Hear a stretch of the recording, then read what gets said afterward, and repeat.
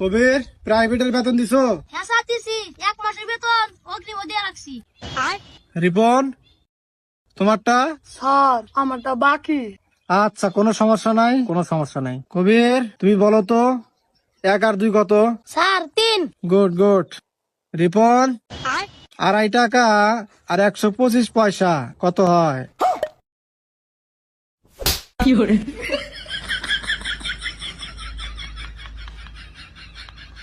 কবির, cat বানাম করো। CA ticket. বাহ রিপন, ক্যাটের আরবি শব্দটা বলো।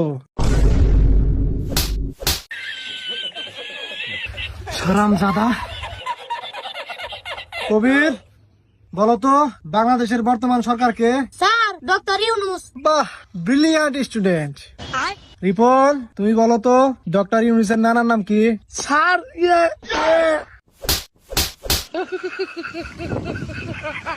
কিচ্ছু পারে না।